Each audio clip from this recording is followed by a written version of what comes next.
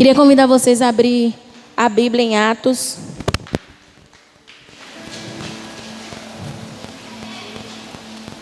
Atos capítulo 9.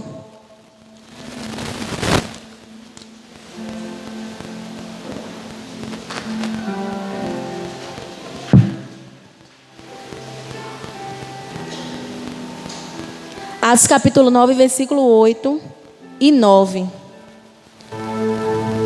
Hoje nós vamos falar sobre quebrando o jugo da enfermidade.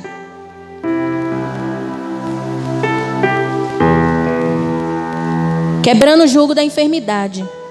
Atos capítulo 9, versículo 8 e 9. E Saulo levantou-se da terra e, abrindo os olhos, não via ninguém. E, guiando pela mão, o conduziram a Damasco.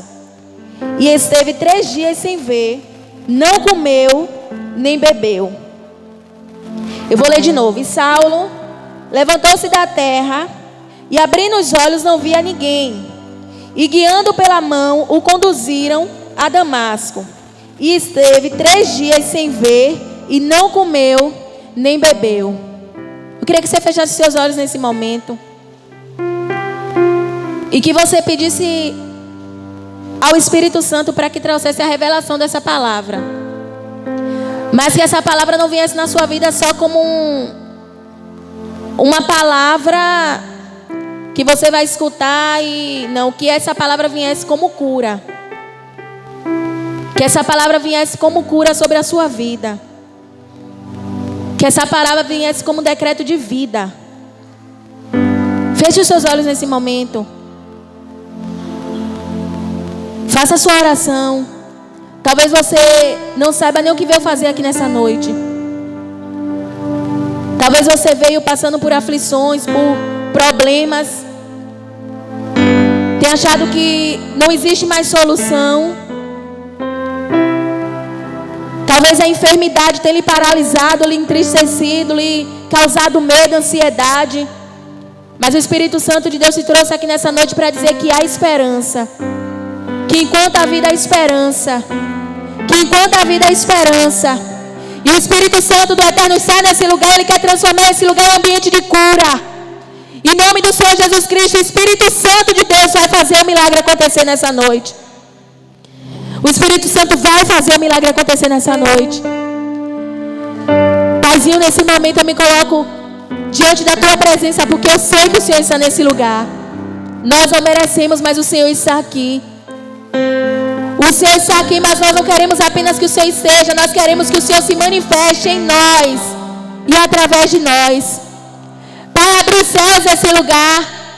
Transforma esse lugar em um ambiente de cura, de transformação, de libertação, de vida.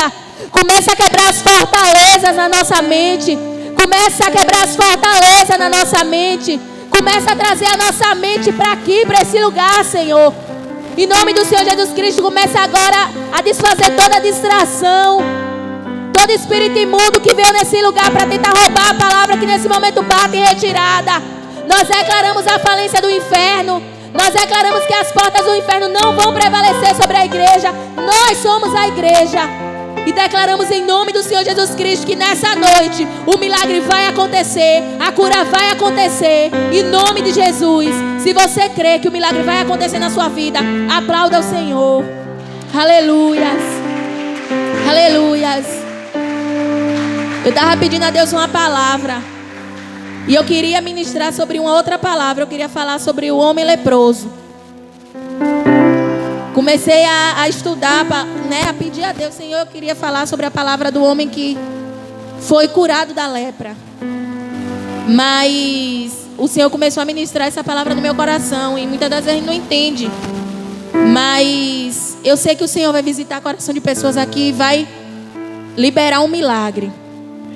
A palavra que eu acabei de ler foi um momento da vida de Saulo. Quem era Saulo? Se você começar a ler Atos, lá no início, você vai descobrir, você vai conhecer a história de Saulo. Saulo, logo no início da sua vida, ele viu uma cena terrível. Ele teve uma experiência ruim.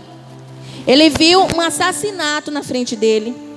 A palavra fala que alguns homens se juntaram para matar um homem de Deus, Estevão, um homem que tinha experiência com Deus, um homem que tinha revelação de Deus, mas por ele ter experiência com Deus, ele estava causando, outras pessoas estavam se sentindo afrontados. E essas pessoas decidiram assassinar Estevão a pedradas. E Saulo viu isso. Saulo viveu isso, de ver uma pessoa ser assassinada na frente dele. Muitas das vezes, os traumas que nós vivemos, eles interferem na nossa vida. E eu creio que esse foi um trauma que interferiu na vida de Saulo. E Saulo, ele começou a extrair o pior dele.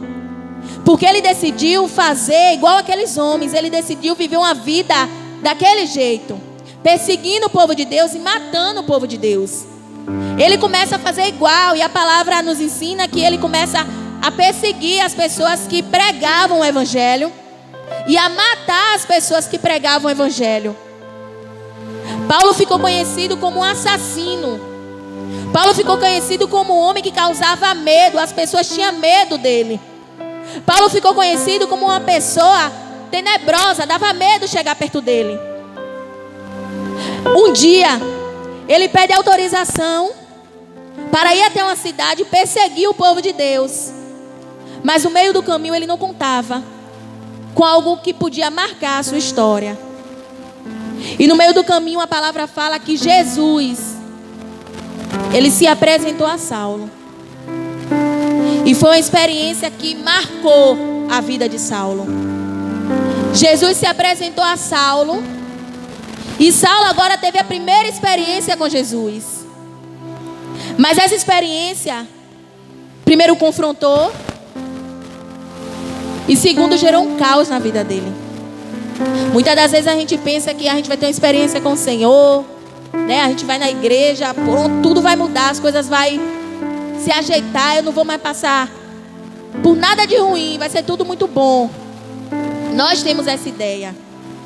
E Saulo teve uma experiência com Jesus, e no momento que ele teve a experiência com Jesus, ele ficou cego. Imagine, ele ficou sem enxergar, ele ficou sem a visão. E o Saulo corajoso, e o Saulo valente, o Saulo que causa medo, o Saulo que era assassino, volta para casa agora sendo guiado por outras pessoas, porque agora ele não enxerga. Ele começou a experimentar o caos na vida dele, no corpo dele. Ele agora está enfermo. Imagine uma pessoa que saía, fazia, acontecia, agora dependente de pessoas, se sentindo fraco, muitas das vezes se sentindo inútil. E ele volta para casa agora sem enxergar. Ele está experimentando uma enfermidade na vida dele. E Saulo chega em casa cheio de questionamentos. Por quê? Por que isso está acontecendo comigo? Por que essa enfermidade se estabeleceu na minha vida? Porque no momento que eu tive experiência com Jesus, não era mais fácil Jesus me dizer: isso está errado, mude e ficar tudo bem? Por que comigo? Logo comigo. E talvez você esteja aqui nessa noite com esses mesmos questionamentos. Por que eu estou passando por isso, Senhor?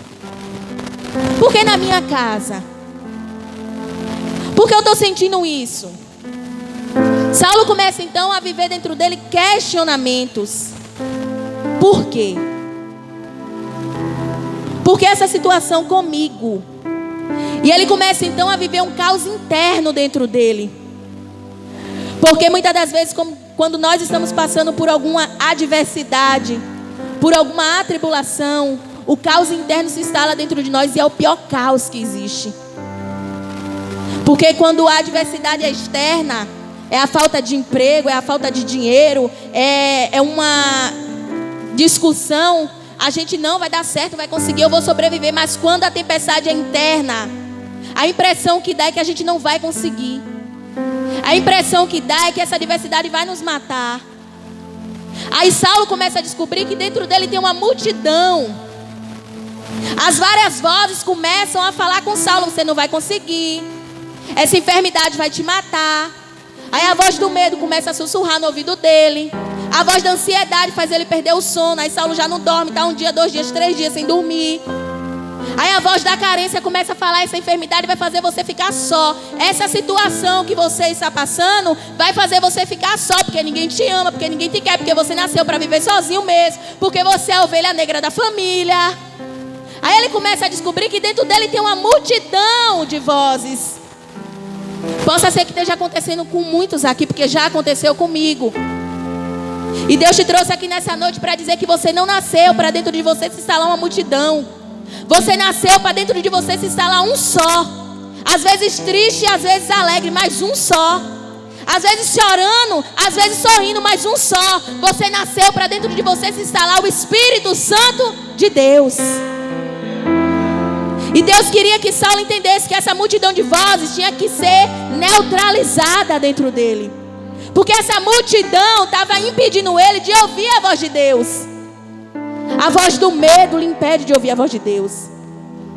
A voz da opressão lhe impede de ouvir a voz de Deus. A voz da ansiedade lhe impede de ouvir a voz de Deus. A voz da carência lhe impede de ouvir a voz de Deus. E ele precisava aprender a discernir a voz de Deus. E Saulo agora começa a passar por um processo. O caos interno está instalado dentro dele. Mas Deus queria que Saulo entendesse uma coisa. Assim como Deus quer que nós entendemos também. Ei, Saulo, você está, mas você não é. Olhe para a pessoa que está do seu lado e fale isso. Você está, mas você não é. Saulo, você está enfermo, mas você não é um doente. Saulo, você está enfermo, mas você não é um doente. Você está enfermo, mas você não é um doente. Você está enfermo, mas você é cura. Não deixe esse estado momentâneo roubar de você a doçura, roubar de você a essência, roubar de você a coragem, roubar de você quem você é. Porque muitas das vezes, quando a adversidade chega, a gente para de acreditar que essa adversidade vai passar um dia. E a gente começa a viver uma vida miserável, uma vida desgraçada. Uma vida de opressão, de depressão, de tristeza, de melancolia. Porque essas vozes começam a gerar em nós o sentimento de derrota. E nós acreditamos que não vai ter jeito. Mas Deus te trouxe aqui hoje para dizer: tem jeito, tem jeito, tem jeito. Você está, Saulo, enfermo. Mas essa enfermidade não vai lhe matar, Saulo. Você está enfermo, mas você é cura. Você está enfermo, mas você é cura.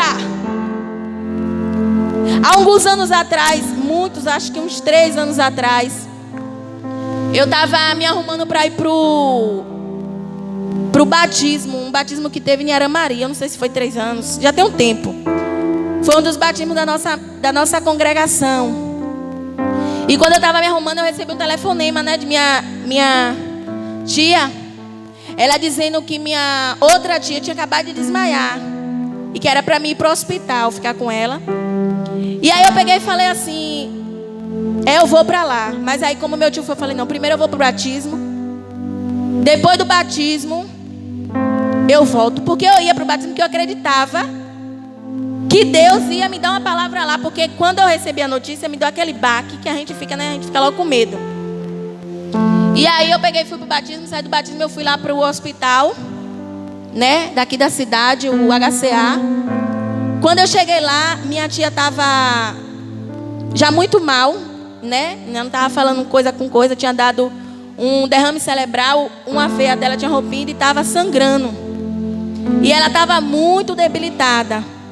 E aí ficou uma correria, e os médicos dizendo que ia ter que, né, que operar, mas o hospital não tinha recurso para a operação que ela tinha que fazer.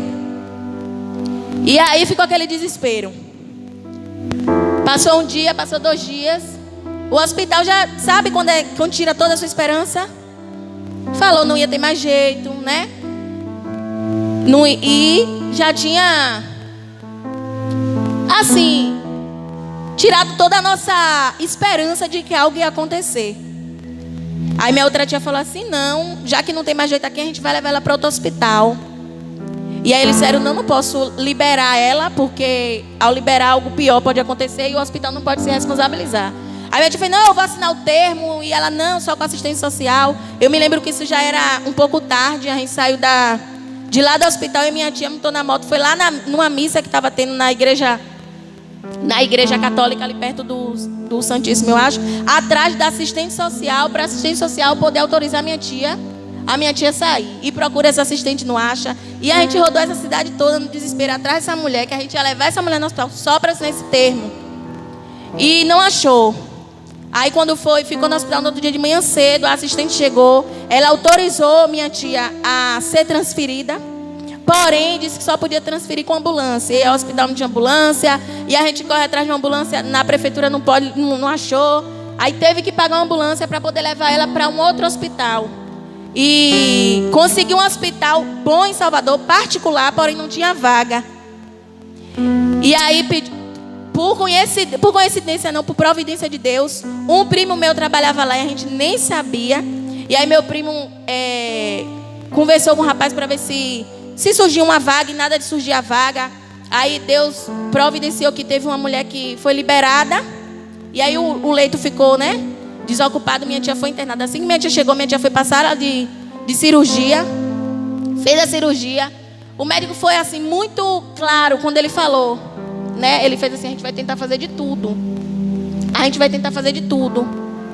E fez a cirurgia. Minha tia saiu da cirurgia bem assim, um pouco debilitada. Aí ele falou que a cirurgia tinha sido um sucesso, mas que tinha que deixar um tempo para poder ver se realmente ia funcionar, que pode acontecer de depois ter algumas reações, e que se ela ficasse bem, ia ficar com muitas sequelas. E era aquela coisa, orar de um lado, orar do outro, e eu ficava no hospital parecendo uma maluca, orando, pedindo a Deus: Senhor, não, minha tia vai ficar bem, minha tia vai ficar bem, minha tia vai ficar bem. Mas ao mesmo tempo que a gente tem fé, a gente fica com medo. Meu Deus, vai ficar bem, mas e se não ficar bem? E se morrer, Jesus? Não, em nome de Jesus, ela vai ser curada, ela vai ser transformada. Mas, meu Deus, e se ela não for curada? Dentro de nós começa uma batalha, a nossa ansiedade, o nosso medo, a dúvida. Começa a gerar vários questionamentos. E eu lembro quando minha tia foi para um quarto. Foi uma experiência terrível que eu vivi, que uma irmã dela de criação chegou. Pense no dia que Deus tinha falado comigo. Pense que no dia que eu estava cheia de fé, que eu estava crendo que o milagre ia acontecer. Aí a irmã dela de criação chegou, entrou no quarto, saiu aos prantos. Tem mais jeito não. Quando eu vi ela, eu já vi que não tem jeito. Não adianta orar, não adianta pedir. Pode avisar a família que não tem mais jeito. Imagine você estar com aquela fé, chega a pessoa com um balde de água fria. Ela: quando meu pai faleceu, meu pai fez o mesmo sinal que ela fez. Quando minha tia faleceu, minha outra tia fez o mesmo sinal que ela fez. Todo mundo da família que morre faz esse sinal. E ela fez esse sinal e ela vai morrer, não tem mais jeito. E naquela hora a gente, por mais que a gente não queira, aí começa a bater uma duvidazinha, Meu Deus, será que ela vai morrer? Será que ela vai morrer, Jesus? Será que ela não tem mais jeito? Oh Deus, ela... Eu sempre pedi a Deus que Deus fizesse ela feliz aqui na terra. E fiquei naquela dúvida. Daqui a pouco Deus ministrou em meu coração: acredite no que Deus lhe disse. Nós precisamos acreditar no que Deus nos fala. E eu comecei a profetizar: há poder na palavra do Senhor, há poder na palavra do Senhor, há poder na palavra de Jesus, há poder na palavra de Jesus. E eu comecei a levantar, eu guerreava: há poder na palavra de Jesus, há poder na palavra de minha tia vai ser curada. E eu entrava no quarto, eu botava a mão na cabeça dela e falava: você vai ser curado, o Senhor vai lhe curar. Ela: amém, amém. E o médico disse que se ela ficasse curada, ela ia ficar com sequelas. Resumindo, minha tia está bem, não tem sequela nenhuma, porque Deus é fiel. Foi uma experiência que eu passei que foi boa, porque eu aprendi que Deus faz. Mas quando a experiência no outro é difícil. Mas é muito mais difícil quando a experiência é em nós. Porque quando a enfermidade é em nós e quando a adversidade é conosco, eu já contei aqui diversas vezes, eu não me canso de falar, porque milagre não se esconde, milagre se expõe. E de novembro para cá, eu falei já em um momento que eu pude ministrar, de novembro para cá, eu comecei a ter alguns sintomas e eu fui para o médico. E todo exame que eu fazia dava uma enfermidade. E eu me lembro que quando eu fui pegando os resultados, no primeiro dia que eu fui para casa, eu chorei. Eu fiquei, meu Deus, eu vou morrer tão nova, Jesus. Eu fiquei com medo. Eu fiquei ansiosa. O primeiro dia eu não conseguia dormir. O segundo dia eu não conseguia dormir. Eu orava, ia pro quarto, mas não tinha sono. A ansiedade não permitia eu dormir. O segundo dia eu não dormi. Quando foi no terceiro dia, eu me lembro que eu orando no meu quarto, eu senti o Espírito Santo de Deus ministrar dentro do meu coração: você é cura. Você é cura. E eu tomei posse dessa palavra e eu comecei a declarar: eu sou cura. O diabo quer me enfermar, mas eu sou cura. O diabo quer me enfermar, mas eu sou cura. Deus vai me curar para eu curar pessoas, porque eu sou cura. E eu comecei a declarar. Foi o dia. Acabou a doença, acabou a enfermidade. Porque muitas das vezes, amados, eu aprendi uma coisa: a doença está aqui, ó. A enfermidade muitas das vezes é instalada na nossa mente. E eu estou em processo de cura, mas todos os dias crendo que o Senhor na cruz do Calvário já levou as minhas dores e as minhas enfermidades. Essa palavra, quando a pastora falou em falar sobre quebrar o jugo da enfermidade, não foi fácil, porque eu não tenho experiência de ministrar sobre enfermidade. Mas também não foi difícil, porque eu estou pregando o que eu estou vivendo. Eu entrei em um processo de cura e eu decidi acreditar no Davá de Deus. Eu decidi acreditar no poder da palavra criativa. Eu decidi acreditar na cultura do céu. E eu estou em processo de cura. E nós precisamos aprender que nós estamos, mas não somos. Você está enfermo, mas você não é uma doença. Você está enfermo, mas você é cura. Essa enfermidade vai passar, um estado momentâneo. É um estado momentâneo, essa adversidade vai passar. Esse trauma vai passar. Esse desespero, essa luta vai passar. É um estado momentâneo. Nós precisamos aprender, assim como Saulo aprendeu, que ele não era vítima. Você não é vítima dessa situação. Você é um exemplo. Você tem a opção de decidir ficar se vitimizando: coitada de mim, porque ninguém me ama, porque ninguém me quer, porque eu passei por isso, estou gastando todos os meus recursos nisso. Ou você decide se tornar um exemplo: passei por isso, mas me posicionei, venci. Um dia você vai contar uma história de vida, de resiliência, de resistência. Eu passei, mas eu venci. E se eu venci, você pode vencer também. Chega de contar essa história, amados, de vítima. Chega de contar uma história melancólica, uma história de tristeza. Você precisa aprender a contar uma história de resiliência, de resistência, de que você passou, mas venceu, conseguiu. Aleluias. E Paulo, ele começou a entender isso. Ele começou a entender que Deus estava mexendo na estrutura dele, que Deus estava trabalhando no interior dele, que Deus estava transformando ele por dentro. Porque ele não queria que Saulo fosse aquela pessoa que conhecia Jesus porque uma pastora pregou de Jesus, porque alguém lá fora me deu um panfletinho de Jesus, porque meu vizinho coloca um louvor falando de Jesus. Saulo precisava conhecer Jesus porque ele experimentou Jesus, porque ele teve uma experiência mais forte com Jesus. Deus não quer que você viva esse Jesus superficial, que você ouviu alguém falar que cura, que você ouviu alguém falar que faz. Deus quer que você viva o Jesus que você experimentou. E você sabe que Ele existe porque você experimentou. É tempo de experiência mais forte, amados. Há tempo de experiência mais forte, porque quando você tiver uma experiência mais forte com Ele, você vai entender que não há poder das trevas que resista ao milagre do céu. Não há poder das trevas que resista ao milagre do céu. Não existe. Não existe. Saulo começou então a entender o que estava acontecendo com ele, a entender que existe um tempo para todas as coisas. E não era um tempo de melancolia, de tristeza, de opressão. Não era um tempo de carência, de trauma, de sofrimento. Não. Era um tempo de ser cura. Amados, chegou o tempo de ser cura. Chegou o tempo da igreja ser cura, da igreja ser curada e ser instrumento de cura, de você ser curado e ser um instrumento de cura. Deus vai te curar para você curar pessoas. Deus vai curar o seu corpo.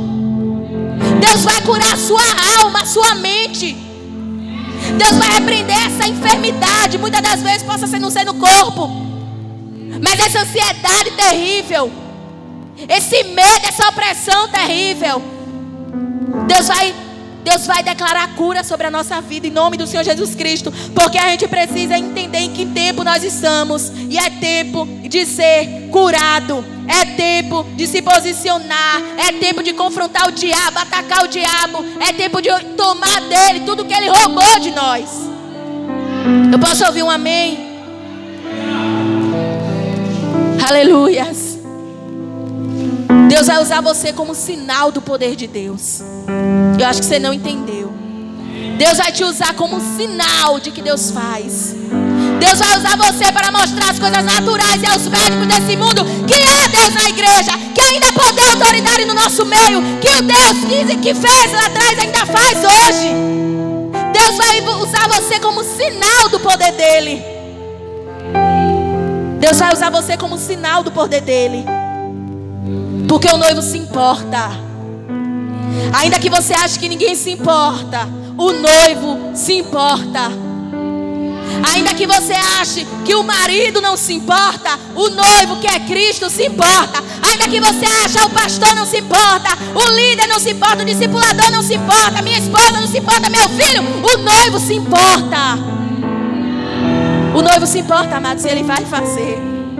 Ele vai fazer porque é tempo de cura. É tempo de cura. É tempo de milagre, é tempo de sinais. Na visão do homem, o povo de Israel está passando por uma perseguição. Ele olha para o lado, não pode ir para o lado, porque no lado não dá para ir. Olha para o outro, não dá para ir.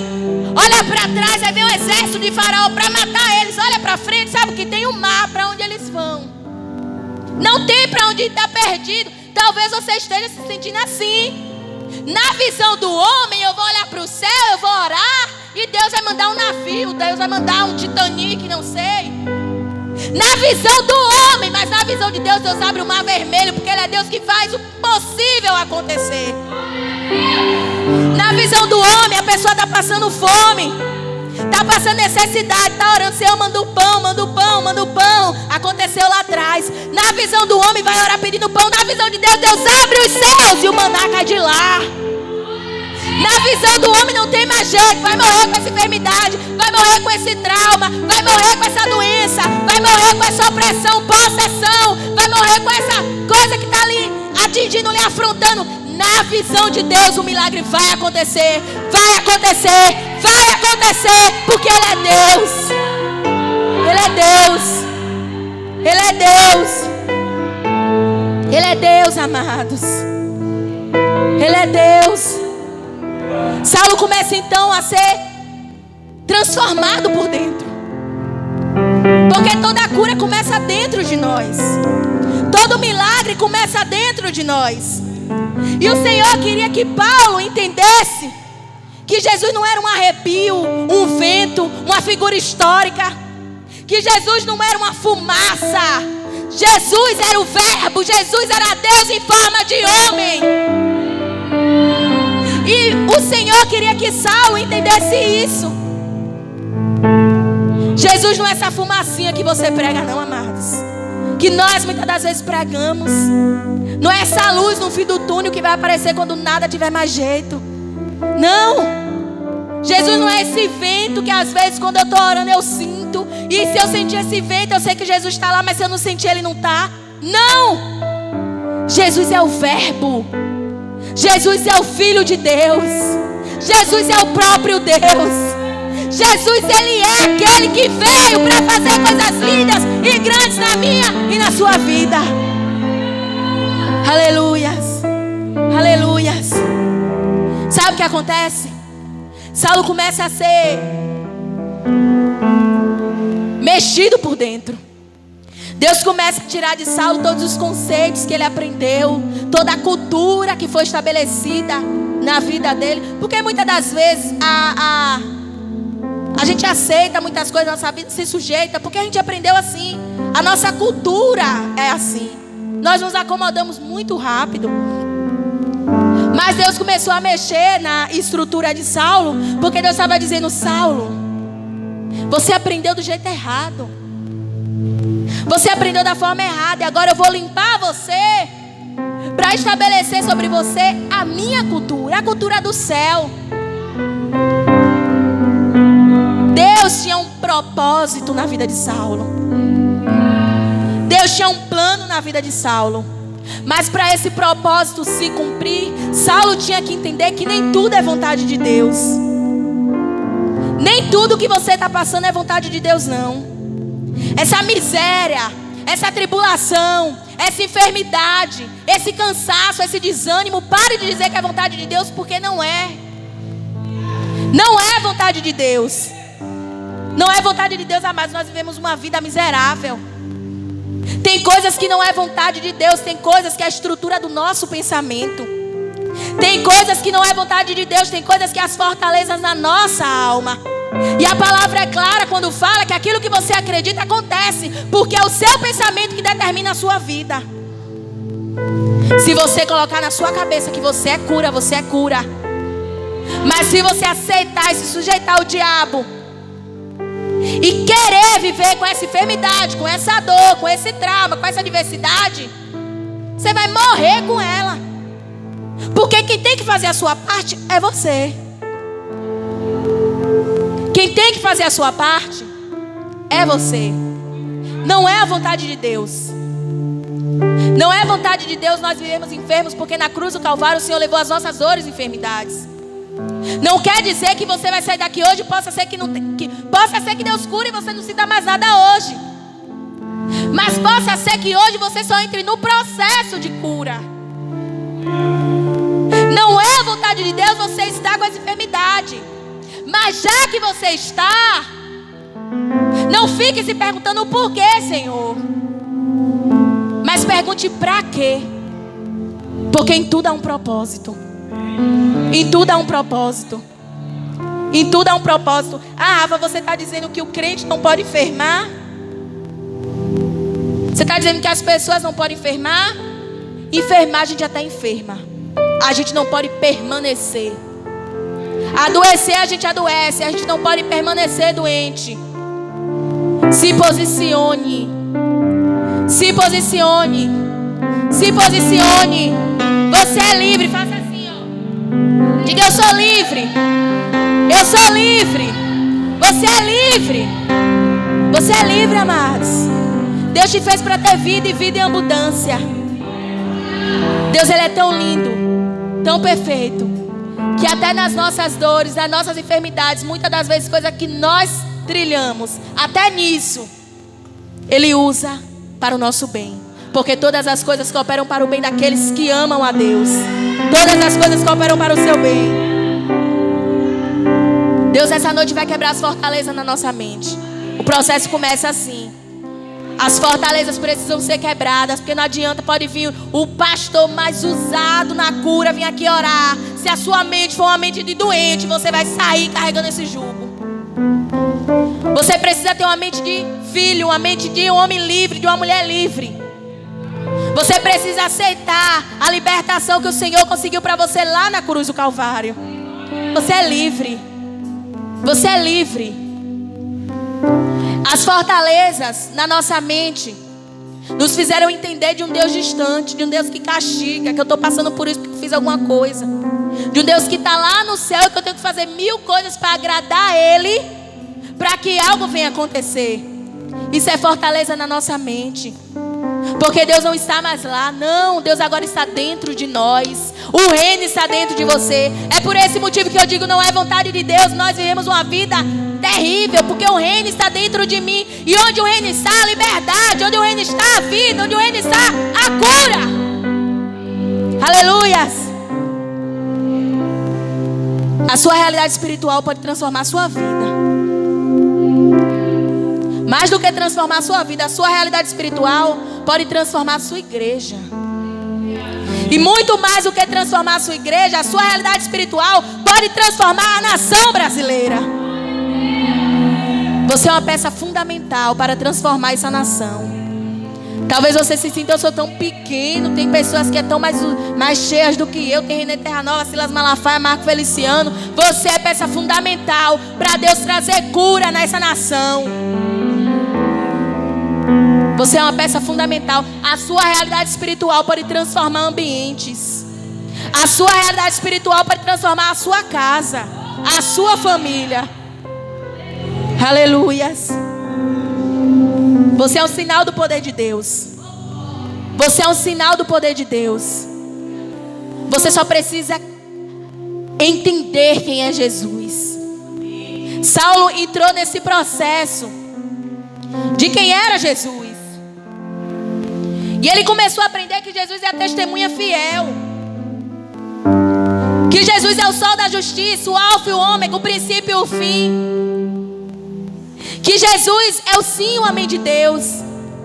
Ele começou a aprender quem era Jesus. E quando você aprender quem é Jesus, Jesus também vai lhe mostrar quem é você.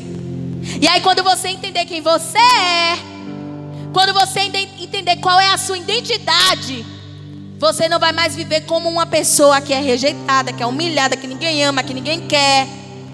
Você vai parar de ouvir a voz do medo, da carência, do desespero, da dúvida. Você vai parar de ouvir a voz da opressão. Porque quando você entender quem é Jesus, Jesus vai lhe revelar quem é você. E quando você entender quem é você, você vai aprender a só ouvir a voz do seu Pai. Aleluias. As fortalezas vão ser quebradas, amados. Quando você começar a entrar nesse processo, as fortalezas serão quebradas. E quando as fortalezas forem quebradas, o jugo vai ser despedaçado. Você passou esse mês todo de setembro recebendo palavras proféticas. Passou esse mês todo de setembro recebendo o seu milagre. Talvez você esteja vivendo a mesma coisa que você está vivendo, porque as fortalezas da sua mente não estão permitindo você tomar posse do que Deus já lhe deu. Já é seu. Já é seu.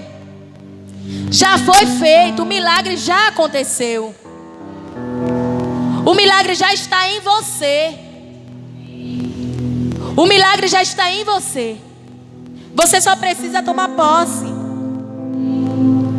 E quando as fortalezas forem quebradas, o jugo for despedaçado, quando você começar a ouvir a voz de Deus, você vai entender que a unção quebra o jugo, que o jejum quebra o jugo, que a oração, meditar na palavra, o declarar a palavra, a honra,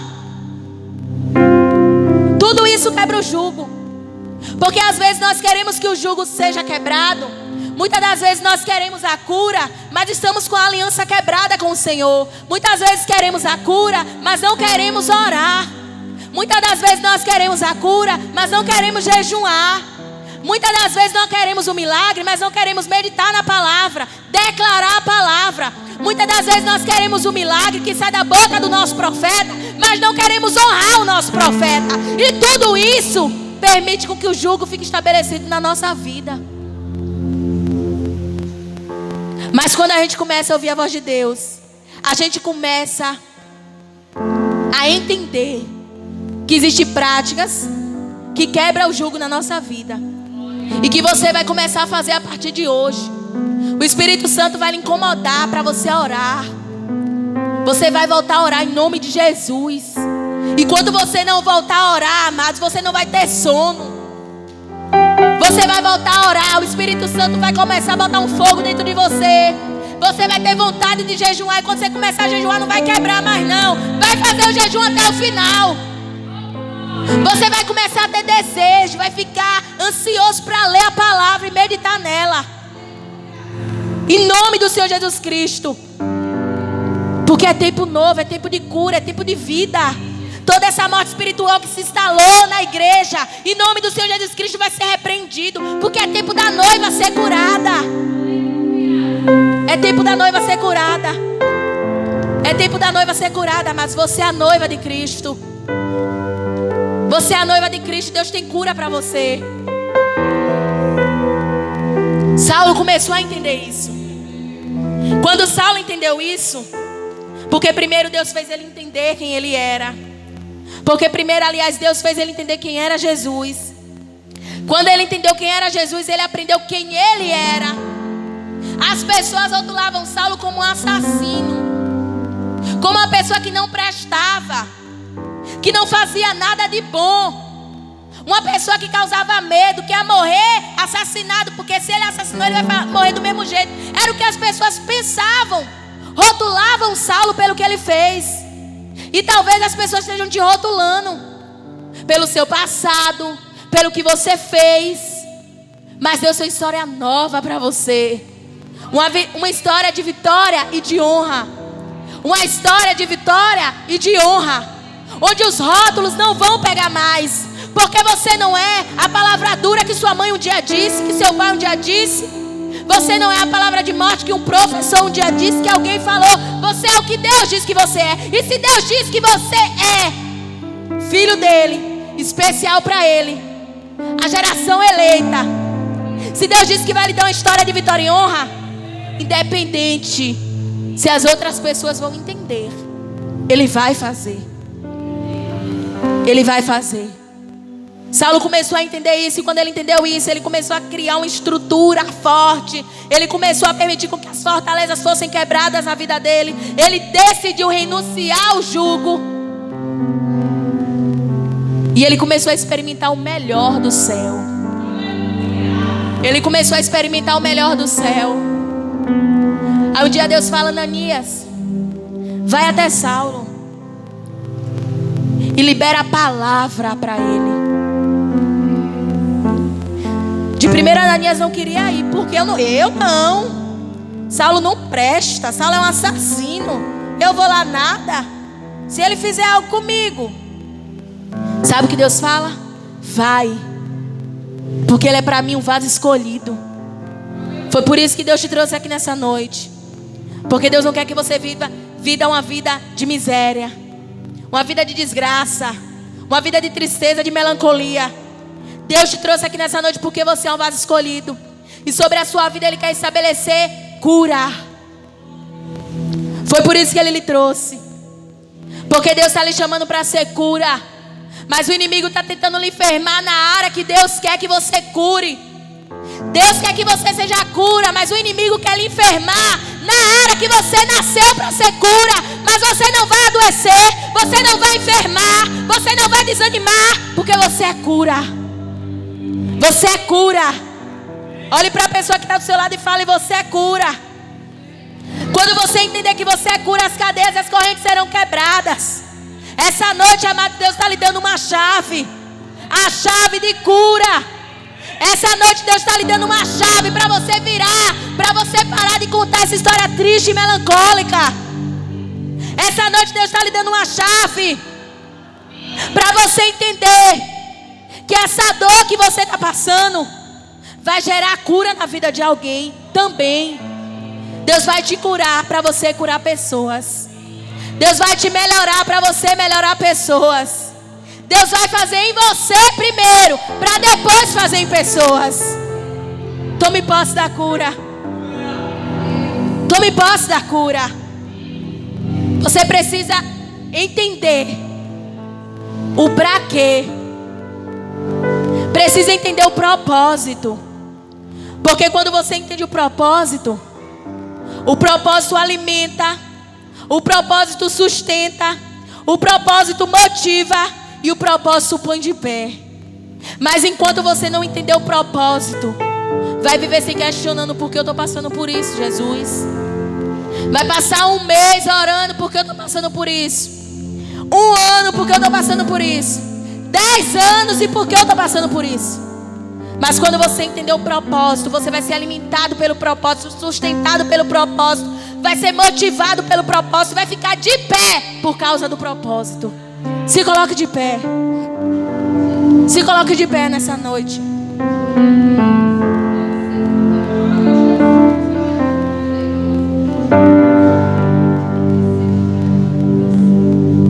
Possa ser que você não esteja sentindo ainda, mas você não precisa sentir, você precisa crer. Porque Porque o Jeová Rafa está nesse lugar. O Deus que sara está nesse lugar. Talvez se você ficar conversando com um amigo, ficar disperso pensando no que está acontecendo lá fora, você não experimente o que Deus quer que você experimente. Nessa noite Deus tem cura para a sua vida. Deus tem cura no seu corpo, amados. Essa noite Deus quer liberar a cura sobre essa depressão, sobre essa ansiedade, sobre essa síndrome do pânico. Essa noite Deus quer fazer você voltar a dormir tranquila. Essa noite Deus quer curar esse problema na tireoide, esse problema no ventre, no útero. Essa noite Deus quer lhe curar. Quer curar o seu corpo, quer curar a sua alma, quer curar a sua mente. Essa noite é noite de cura. Você não precisa sentir, você só precisa crer. Você só precisa crer. Você só precisa crer. Creia e verás a glória de Deus. Creia e verás a glória de Deus. Creia e verás a glória de Deus. Deus quer fazer de você instrumento de cura. Deus quer fazer você instrumento de cura. Nas suas mãos colocar talentos que curem. É tempo dos sinais. E você é o sinal do poder de Deus. Você é o sinal do poder de Deus. Talvez você esteja com tanto medo, achando que essa enfermidade é para lhe matar. Não é não, amados. Tu acha que o diabo vai querer matar crente? Ele matando pessoas que têm certeza da salvação, ele só perde. Porque se ele sabe que a gente vai morrer para ir para a glória, ele vai querer investir.